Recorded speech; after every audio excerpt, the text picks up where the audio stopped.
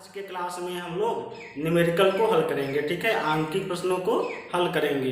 जितना आप लोग पढ़े हैं परावर्तन या फिर अपवर्तन, दर्पण, ये सब जितने टॉपिक हम लोग अभी तक पढ़ चुके हैं उसी से संबंधित आज हम लोग कुछ उदाहरण को हल करेंगे। ठीक है, तो आइए, आपका जो पहला उदाहरण है आपको स्क्रीन पर दिख रहा होगा। सवाल है आपका, 2 सेमी ऊंचाई की एक वस्तु अवतल दर्पण से 16 सेमी की दूरी पर रखी है। दर्पण द्वारा इसका वास्तविक प्रतिबिंब 3 सेमी ऊंचाई पर बनता है। तो ज्ञात कीजिए, नंबर 1 है दर्पण की फोकस दूरी और नंबर 2 है प्रतिबिंब की स्थिति। ठीक है, तो आइए सबसे पहले हम लोग ये सीखें कि कैसे हम लोग सवाल को हल करेंगे। ठीक है, इसके लिए सबसे जरूरी है कि आपको जितनी चीजें दी हुई हैं सबसे पहले उसको आप लोग लिख लीजिए। ठीक है, तो आपको दिया क्या गया है, आपको दिया गया है सवाल में 2 सेमी ऊंचाई की एक वस्तु, यानी कि वस्तु की जो ऊंचाई है, वस्तु की ऊंचाई इसे हम लोग दर्शाते हैं स्मॉल एच से। ये आपको दिया गया है 2 सेमी। ठीक है, इसका जो चिन्ह होगा वो आपका होगा प्लस में। क्यों? क्योंकि वस्तु हमेशा ऊपर की ओर होती है। ठीक है, फिर आपको दिया गया है अवतल दर्पण से 16 सेमी की दूरी पर रखी है, यानी वस्तु की दूरी। ठीक है, वस्तु की दूरी आपको दिया गया है कितना, इसे हम लोग दर्शाते हैं स्मॉल यू से। ये कितना दिया है 16 सेमी। अब आप लोगों को पता है चिन्ह परिपाटी से कि वस्तु की दूरी माइनस में होती है, क्योंकि हमेशा बाईं ओर रखी जाती है। ठीक है, अब आपसे पूछा है कि दर्पण द्वारा वास्तविक प्रतिबिंब 30 सेमी ऊंचा बनता है। सॉरी, आपको दिया गया है प्रतिबिंब की ऊंचाई। ठीक है, प्रतिबिंब की ऊंचाई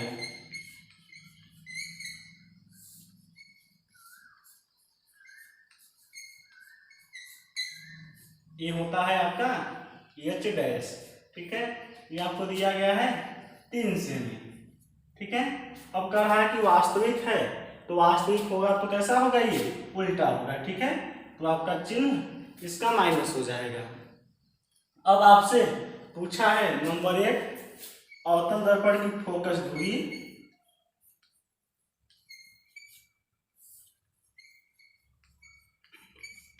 फोकस दूरी स्मॉल एफ का मान और प्रतिबिंब की स्थिति, यानी प्रतिबिंब की दूरी।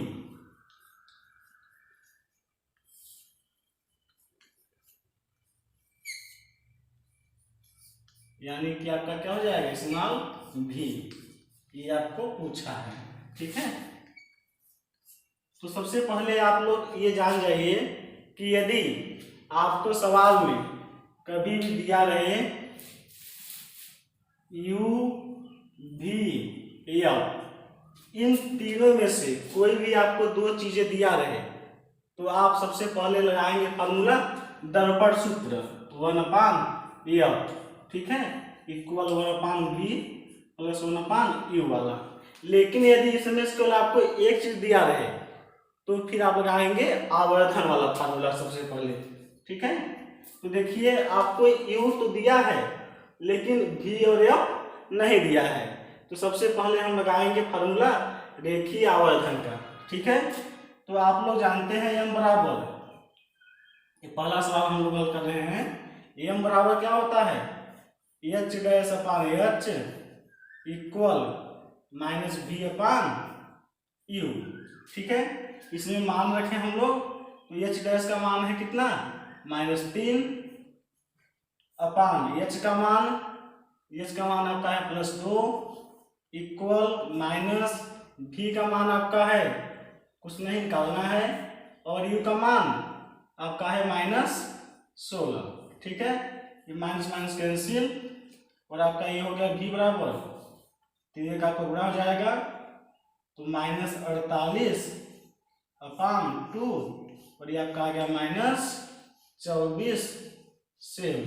ठीक है, अब आपको भी पता हो गया और U पहले से पता है, इसमें से यानी कि हमको दो चीज मालूम हो गई, तो सीधे हम लगाएंगे कौन सा फार्मूला, फोकस वाला, ठीक है, दर्पण सूत्र का।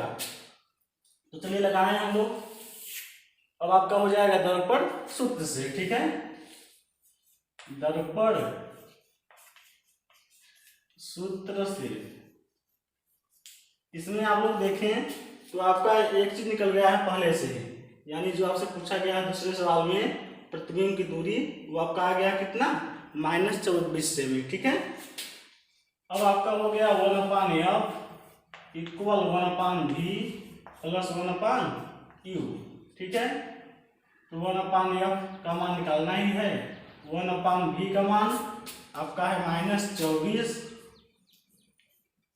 प्लस 1/u का मान है आपका -16।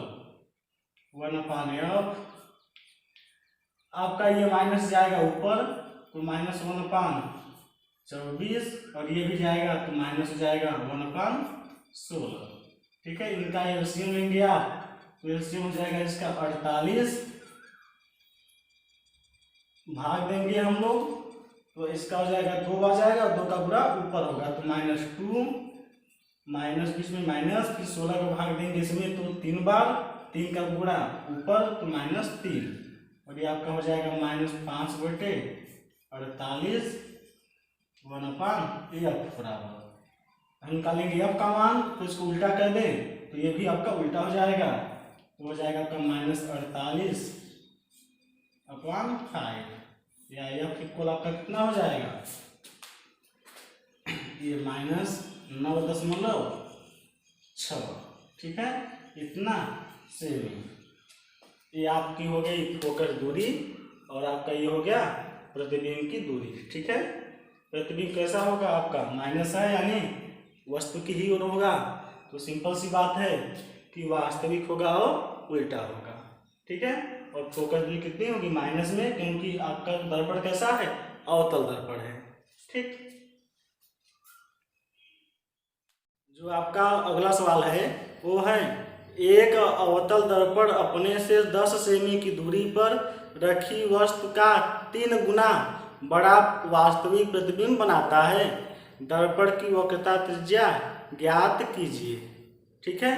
तो ध्यान दीजिए कि आपको दिया क्या है, एक अवतल दर्पण अपने से 10 सेमी की दूरी पर रखी वस्तु, यानी कि आपको दिया गया है वस्तु की दूरी, ठीक है। तो इसे आप लोग लिख लीजिए वस्तु की दूरी। सबसे पहले आपको जो दिया गया है उसे आप लोग लिख लेंगे, ये होता है इसका सिंबल स्मॉल u, ये हो गया आपका 10 सेमी, ठीक है। अब इसका चिन्ह क्या होगा, माइनस होगा, क्यों, क्योंकि हमेशा ये वस्तु बाईं ओर रखी जाती है, ठीक है, चिन्ह परिपाटी के अनुसार। अब आपको दिया गया है कि जो प्रतिबिंब बनाता है वो वास्तविक और 3 गुना बनाता है बड़ा, ठीक है।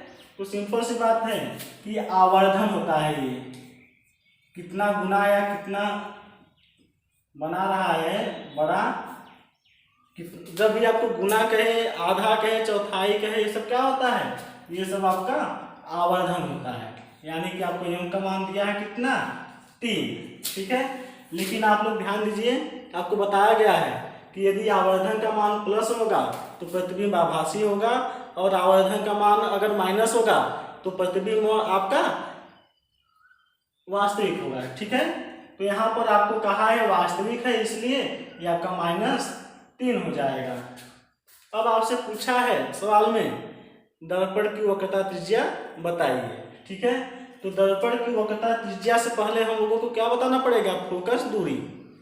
अब आपको बताया गया पहले से ही, यदि आपको u, v और f में से कोई भी आपको 2 चीजें दिया रहे तो आप दर्पण सूत्र का रखेंगे फार्मूला, नहीं तो आवर्धन का रखेंगे। अब देखिए आपको केवल u दिया गया है तो हम लोग दर्पण सूत्र नहीं रखेंगे, सबसे पहले क्या रखेंगे, आवर्धन का। तो m बराबर होता है आपका h' इक्वल -v/u, ठीक है। लेकिन आप लोग ध्यान दीजिए कि यहाँ पर h' से हमको कोई मतलब नहीं है, क्योंकि आपको ऊंचाई दिया ही नहीं है, तो सीधे हम लोग रखेंगे इसे, यानी कि m बराबर -v/u, यू, एम का मान -3 इक्वल माइनस भी का मान नहीं पता है हम लोगों को, और यू का मान आपका कितना है -10। अभी आपका माइनस माइनस कैंसिल, तो आपका v बराबर हो जाएगा 3 गुणा 30 -30 सेम। ठीक है, आपको v वाली स्थिति पता हो गई, यानी कि प्रतिबिंब का मान आपको पता हो गया। तो v और u पता है, तो हम सीधे अब क्या रखेंगे, दर्पण सूत्र। ठीक है, तो यहाँ पर लिखेंगे दर्पण सूत्र से, दर्पण सूत्र से। ठीक है, 1/f equal 1/v plus 1/u। 1/f हो जाएगा, 1/v का मान -30 है, तो 30 लिख रहे हैं, और माइनस आपका ऊपर हो जाएगा। फिर प्लस है, u का मान -10, 1/-10। इनका एलसीएम ले लेंगे हम लोग, तो हो जाएगा ये एलसीएम 30। अब 30 का भाग देंगे 30 में, तो 1 बार जाएगा और 1 का गुणा अंश में होगा, तो आपका हो जाएगा -1। ये माइनस ऊपर जाएगा तो माइनस हो जाएगा। और फिर हम लोग अब क्या करेंगे, 10 का भाग देंगे 30 में, तो 3 बार जाएगा और 3 का गुणा ऊपर करेंगे, तो हो जाएगा -3। ठीक है, ये आपका हो गया -4/30 1/f इक्वल। अब निकालेंगे f का मान हम लोग, तो इसको उल्टा कर दें, तो आपका ये भी उल्टा हो जाएगा -30/4। ठीक है, ये आपकी कितना आ गई, ये सेम है, ये आपकी हो गई फोकस दूरी। ये आपका बराबर हो जाएगा यही क्या, -7.25, सॉरी 7.5 हो जाएगा। ठीक है, अब आपको पता है कि वक्रता त्रिज्या जो होती है, वक्रता त्रिज्या r बराबर होता है कितना, 2f। ठीक है, तो आपका हो जाएगा r बराबर 2f, तो 2 गुणे f का मान 7.5, यानी आपका हो गया 15 सेम। ठीक है, r का मान आपका कितना हो गया, 15 सेम। ठीक है, माइनस क्यों है, क्योंकि आपका ये दर्पण कैसा है, अवतल दर्पण है। ठीक है, जो आपका नेक्स्ट सवाल है ये है, एक गाड़ी में पीछे का क्षेत्र देखने के लिए 1-2 मीटर वक्रता त्रिज्या का उत्तल दर्पण लगा है। यदि बस दर्पण से 6 मीटर की दूरी पर हो, तो बस के प्रतिबिंब की स्थिति, प्रकृति और आकार ज्ञात कीजिए। तो आइए सबसे पहले आपको जो दिया गया है उसे ही हम लोग लिख लेते हैं। तो आपको दिया गया है कि 2 मीटर वक्रता त्रिज्या का एक उत्तल दर्पण लगा है। ठीक है, यानी कि उत्तल दर्पण की वक्रता त्रिज्या, वक्रता त्रिज्या r बराबर आपको दिया गया है कितना, आपको r बराबर दिया गया है 2 मीटर। ठीक है, चूंकि उत्तल दर्पण है तो इसकी वक्रता त्रिज्या पॉजिटिव होगी, प्लस में होगी। ठीक है, तो निकाल लें यहां से हम लोग पहले फोकस दूरी।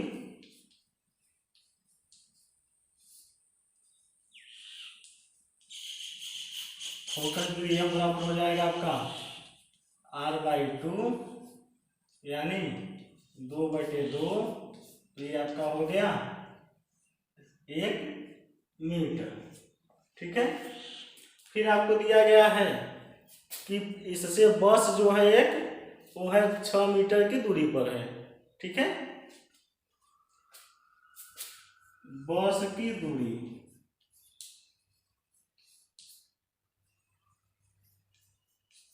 बस यानी वस्तु हो गई, तो बस की दूरी u बराबर आपका हो गया 6 मीटर, यानी ये माइनस में रहेगा क्योंकि ये क्या है, वस्तु है।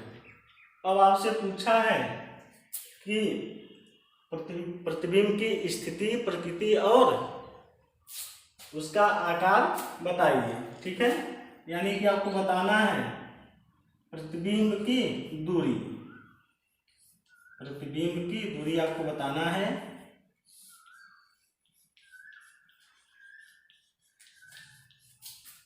भी बराबर प्रश्नवाचक चिन्ह। और प्रतिबिंब का आकार,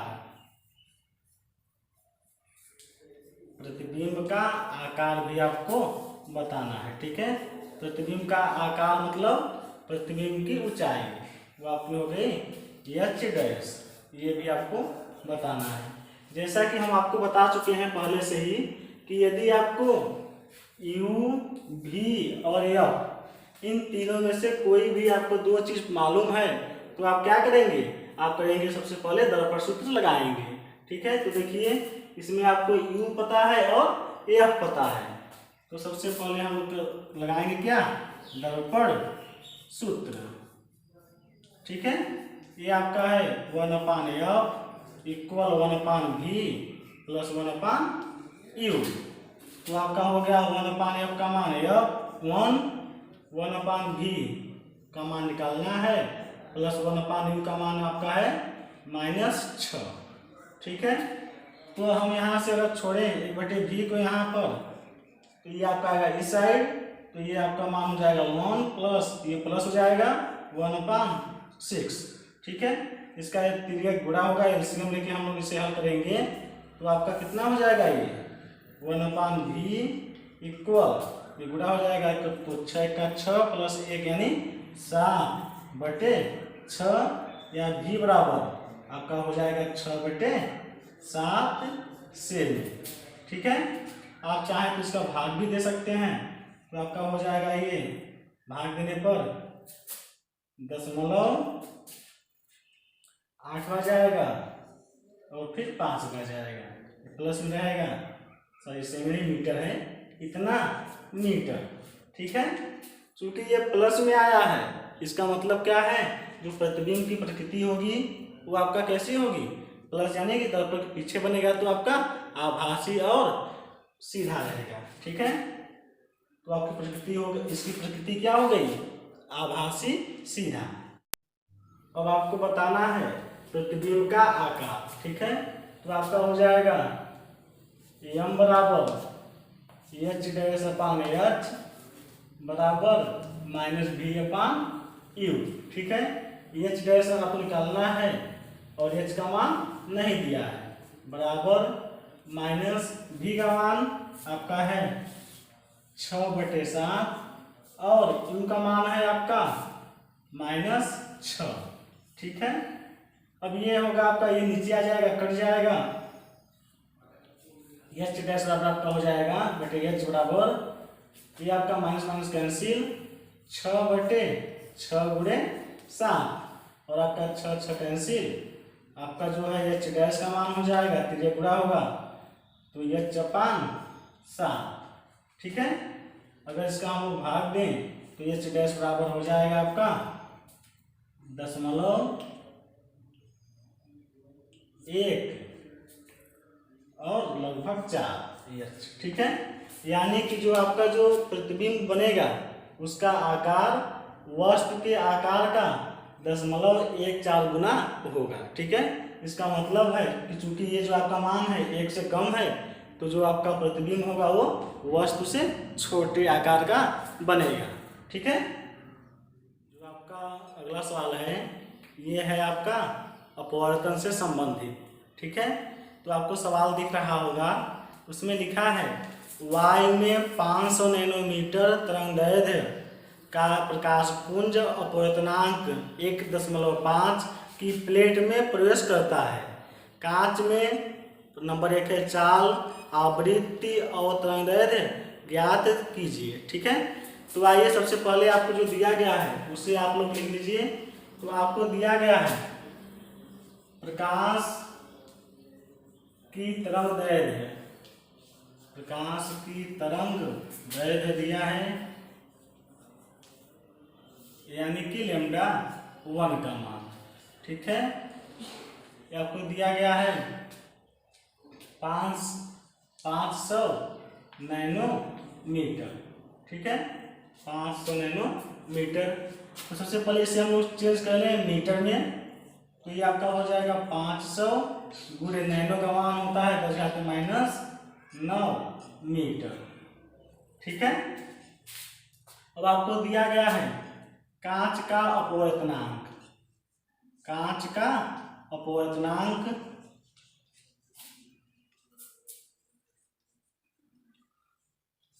ये है आपका Ng, ठीक है,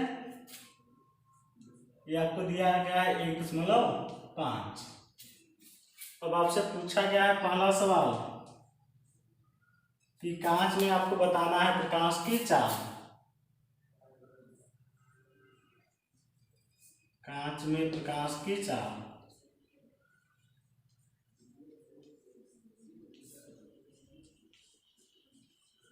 तो चाल को हम लोग दिखा दे रहे हैं V से, ठीक है, और ये है कांच में यानी ग्लास में, तो उसको लिख दे रहे हैं Vg, ठीक है।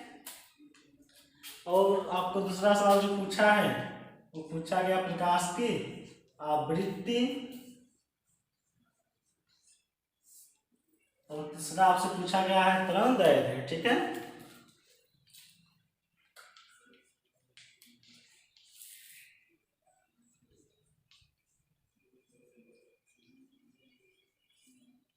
यानी लैम्डा का मान, तो इसको हम लोग लैम्डा जी कह दे रहे हैं यानी ग्लास में, ठीक है। अब देखिए आप लोग पढ़े हैं फार्मूला Ng बराबर V1/V2, ठीक है, आप लोग पढ़े थे फार्मूला N21 बराबर V1/V2। इसमें ये आपका जो V1 है प्रथम माध्यम में प्रकाश की चाल है और V2 द्वितीय माध्यम में प्रकाश की चाल है। तो यहाँ पर हम लोग करेंगे क्या, Ng बराबर लिखेंगे V1/Vg, ठीक है, V1/Vg। Vg क्या है, ग्लास में प्रकाश की चाल है, और V1 क्या है, निर्वात में प्रकाश की चाल है, ठीक है। तो और आपका ये क्या है, ये है अपवर्तनांक। तो आपको दिया गया है Ng का मान 1.5, V1 यानी कि निर्वात में प्रकाश की चाल आपको पता है, और निर्वात में प्रकाश की चाल को हम लोग C से भी दर्शाते हैं, ठीक है, स्मॉल c से। तो C का मान आपका है 3 × 10⁸ मीटर पर सेकेंड, ठीक है, और Vg का मान निकालना है। तो आपका Vg बराबर हो जाएगा, Vg मतलब प्रकाश की चाल ग्लास में, ठीक है। अब ये आपका हो जाएगा कितना, 3 × 10⁸ बटे, ये बटे हो जाएगा आपका 1.5 इतना मीटर पर सेकेंड, ये आपका कट जाएगा 2 बार में, और आपका आ गया Vg बराबर 2 × 10⁸ मीटर पर सेकेंड, ठीक है। ये ग्लास में प्रकाश की चाल हो गई। अब आपको निकालना है आवृत्ति, लेकिन आवृत्ति से पहले निकालेंगे हम लोग तरंगदैर्घ्य को, ठीक है। तो फिर वही फार्मूला अपना पिछला वाला Ng बराबर हो जाएगा λ1/λ2। तो λ2 की जगह यहाँ क्या लिख रहे हैं, λg, क्योंकि आपका जो है ये प्रकाश जा रहा है ग्लास में, ठीक है। अब आपको Ng का मान दिया गया है 1.5 बराबर λ1 पहले माध्यम में प्रकाश की तरंगदैर्घ्य यानी आपका है 500 × 10⁻⁹ मीटर अपान λg, ठीक है। तो λg बराबर आपका हो जाएगा, ठीक है, गुणा होगा और इसका यहाँ पे भाग हो जाएगा। तो 500 × 10⁻⁹ अपान 1.5 मीटर, ठीक है। इसका हम लोग भाग देंगे तो आपका हो जाएगा λg बराबर, देखिए ये हो जाएगा आपका 5000 और ये हो जाएगा 15, 5000 × 10⁻⁹ अपान 15 हो जाएगा, क्योंकि यहाँ हम दशमलव हटा दिए हैं। अब काटिए इसे, तो आपका हो जाएगा 3, फिर 3 और फिर 3, 0.3 ऐसे ही आता रहेगा, और 10 घाते -9। ये आपका हो गया क्या, ग्लास में यानी कांच में प्रकाश का वेव लेंथ। ठीक है, इतना आप मीटर कहिए या फिर ये नैनोमीटर हो गया। ठीक है, 333.33 नैनोमीटर आपका हो गया। अब हम लोग निकालेंगे आवृत्ति। ठीक है, अब निकालेंगे हम लोग आवृत्ति। तो आप लोगों को ध्यान होगा कि बताया गया है यदि प्रकाश किसी माध्यम में प्रवेश करती है तो उसकी आवृत्ति चेंज नहीं होती है, केवल उसका तरंगदैर्घ्य और वो वेग चेंज होता है। ठीक है, तो आपकी हो जाएगी वेग बराबर होता है आवृत्ति गुणे तरंगदैर्घ्य। ठीक है, वेग आपका हम लोग लेंगे कांच में, तो आप लोग निकाले थे 2 × 10⁸ आवृत्ति निकालना है, और आपकी जो तरंगदैर्घ्य है वो निकाले हैं हम लोग अभी। तो आपका आ गया कितना, 333.3 × 10⁻⁹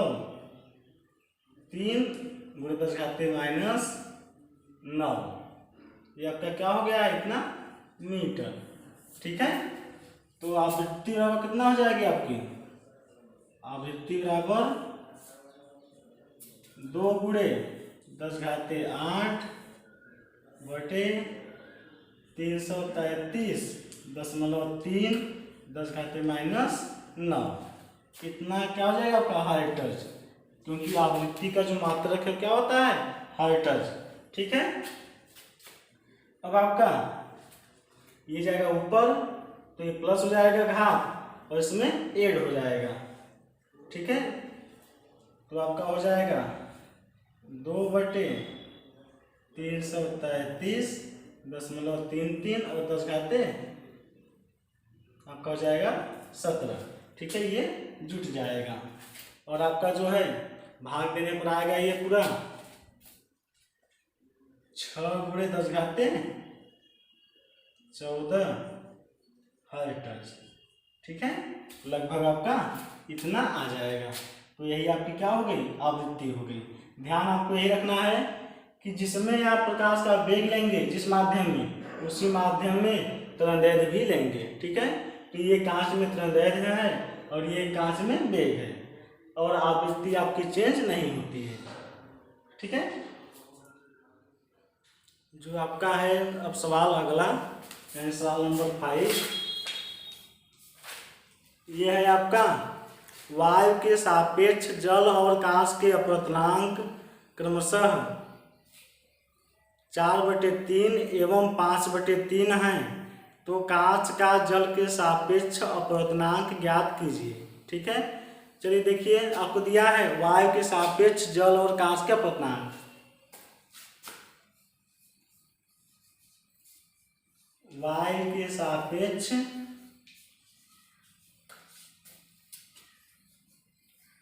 जल का अपवर्तनांक।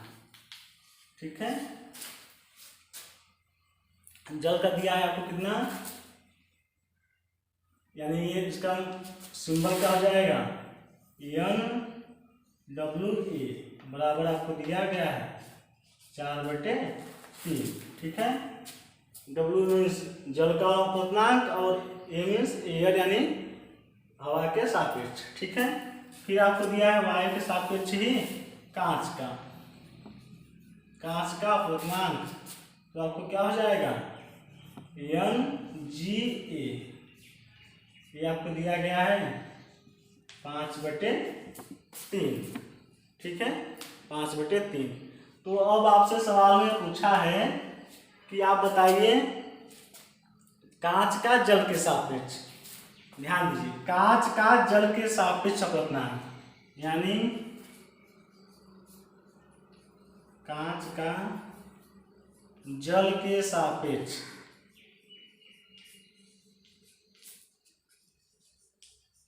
अपवर्तनांक, ठीक है।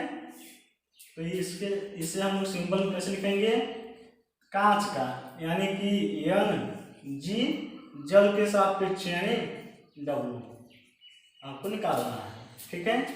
अब आपको बताया गया है फार्मूला कि सापेक्ष अपवर्तनांक और निरपेक्ष अपवर्तनांक में संबंध हमारा हो जाएगा उसी फार्मूले से, एन जी डब्ल्यू बराबर एन जी अपान एन डब्ल्यू। लेकिन आप लोग यहाँ पर ध्यान दीजिए कि यहाँ पर हम लोग कोई भी समान माध्यम ले सकते हैं दोनों के लिए सापेक्ष, ठीक है, तो उसे हम लोग लगा सकते हैं। अब यहाँ से आपको दिया गया है मान एन जी ए का मान 5/3 और एन डब्ल्यू ए का मान 4/3, ठीक है। आपका 3 कैंसिल, तो हो गया एन जी डब्ल्यू बराबर आपका 5/4, ठीक है। ये आपका हो गया आंसर। आपको ध्यान यही देना है कि यदि दोनों में आपका समान माध्यम है, यानी जिसके सापेक्ष वो है, दोनों माध्यम अगर वो समान है तो आपका ये हो जाएगा, ठीक है। जो है आपका अगला सवाल वो है, वायु में उड़ती एक चिड़िया को जल जिसका अपवर्तनांक है 4/3 के भीतर तैरती मछली जल के पृष्ठ से 30 सेमी दूरी पर प्रतीत होती है, तो मछली की वास्तविक गहराई क्या होगी, ठीक है। तो सबसे पहले आप लोग लिख लीजिए, मछली की आभासी गहराई, आभासी गहराई आपको दिया गया है 30 सेमी, ठीक है। जल का अपवर्तनांक भी आपको दिया है, अपवर्तनांक यानी कि एन डब्ल्यू बराबर 4/3, ठीक है। अब पूछा है आपसे कि मछली की जो वास्तविक गहराई है उसे बताइए। मछली की वास्तविक गहराई,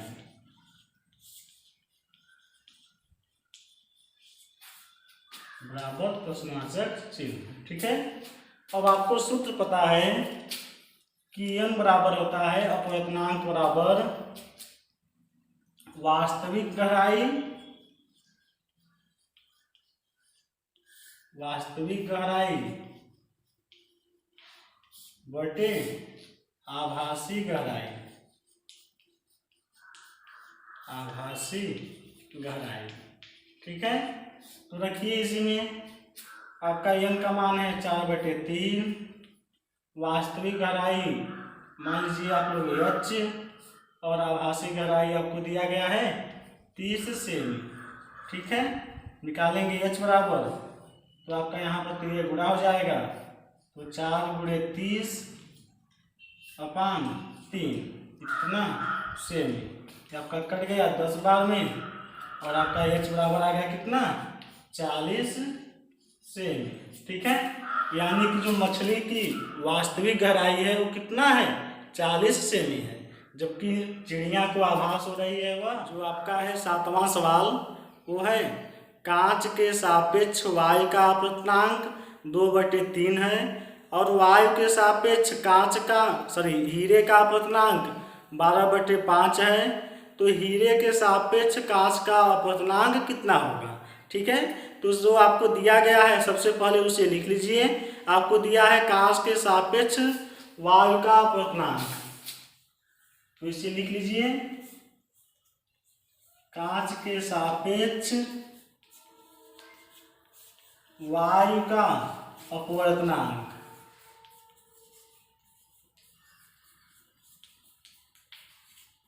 ये आपको दिया गया है, और इसका सिंबल क्या होगा, NaG बराबर दिया है आपको 2/3।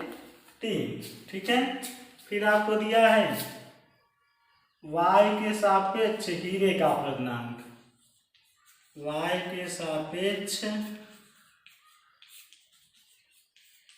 हीरे का अपवर्तनांक, हीरे का अपवर्तनांक ये आपका हो गया NDA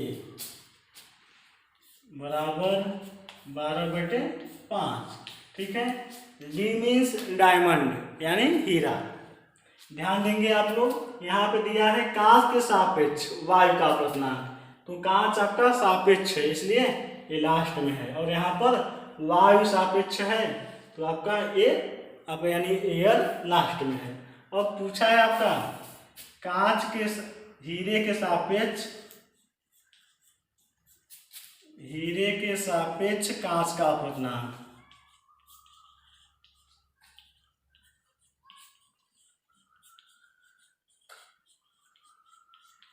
ये आपको निकालना है। ठीक है, यानी कि NGD का मान। तो चलिए करें हम लोग जो आपका फार्मूला है कि निरपेक्ष और सापेक्ष अपवर्तनांक में संबंध, तो आपका ये हो जाएगा NGD बराबर NG/ND। अब हम लोग दोनों में एक ही माध्यम लगा सकते हैं समान, जो कि सापेक्ष हो। ठीक है, तो यहाँ पर A लगा दे रहे हैं और यहाँ पर A यानी एयर। तो आपका ये हो गया हवा के सापेक्ष कांच का अपवर्तनांक, और ये हो गया हवा के सापेक्ष हीरे का अपवर्तनांक। ठीक है। अब आपको NDA का मान दिया है, लेकिन NGA का मान नहीं दिया है, क्योंकि ये आपका जो मान है ये NAG का मान है। ठीक है, लेकिन हम लोग निकाल सकते हैं पहले से, यानी कि NAG बराबर आपका हो जाएगा क्या, 1/NGA। ये भी आपका फार्मूला है। ठीक है, कि यदि हम माध्यम को उल्टा कर देंगे तो आपका जो अपवर्तनांक है वो भी उल्टा हो जाता है। तो यहाँ से निकालेंगे हम लोग NGA का मान, तो ये उल्टा हो जाएगा आपका 1/NAG। ठीक है, ये रखेंगे हम लोग मान इसका, तो ये है 2/3, ये हो जाएगा उल्टा आपका, तो 3/2 NGA का मान। ठीक है, अब यही जो मान है यहाँ पे हम लोग रखेंगे, तो आपका ये हो गया 3/2, और ये आपका मान हो गया 12/5। ठीक है, ये आपका जाएगा ऊपर गुणा होगा और ये आगे नीचे गुणा होगा, तो आपका हो गया 3 × 5 बटे 12 × 2। ठीक है, आपका हो गया ये 15/24। इसे आप लोग चाहें तो काट सकते हैं 3 से, तो आपका ये हो जाएगा 5/8। ठीक है, NGD का मान। अब इसमें आप लोग एक चीज़ और ध्यान दीजिए, यदि कभी भी आपका जो प्रकाश है वो सघन से जाएगा विरल में, सघन से जाएगा विरल में, जैसे कांच से जाए जल में, जल से जाए आपका हवा में, तो वहाँ पे जो अपवर्तनांक का मान होगा वो आपका हमेशा 1 से कम आएगा, और जहाँ पर प्रकाश विरल से जाएगा सघन में, वहाँ पर आपका अपवर्तनांक का मान 1 से अधिक आएगा। ठीक है, तो यहाँ पे देखिए प्रकाश जा रहा है हीरा से हीरा से कांच में, यानी कि सघन से जा रहा है विरल में, तो यहाँ पर आपका अपवर्तनांक का मान 1 से कम होना चाहिए, जो कि आपका आया भी है। इसका जब हम लोग भाग देंगे तो 1 से कम ही आएगा। ठीक है, तो ये आप लोग याद कर लीजिएगा अच्छे से, कि यदि प्रकाश विरल माध्यम में जाएगी तो आपका अपवर्तनांक का मान 1 से कम रहेगा, यानी कि आपका जो n है वो <1 होगा। ठीक है, यदि आपका प्रकाश विरल से जाएगी सघन में, तो आपका अपवर्तनांक का मान 1 से अधिक रहेगा। ठीक है, तो यहाँ पर आपका प्रकाश जा रही है सघन से विरल में, इसलिए अपवर्तनांक का मान 1 से कम है, जो कि आपका है 5/8।